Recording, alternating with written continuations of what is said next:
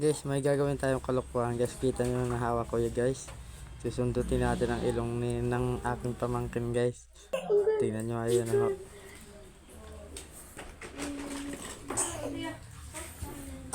Diyan po oh. Oh, ang gapong-gapo po niya ang aking pamangkin na yan. Gagawan ko po ng kalokohan. Susundutin ko po ang ilong habang tulog.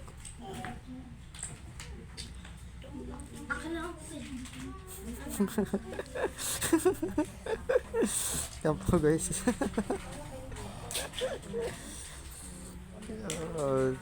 Tapos po ang ulangot po yan.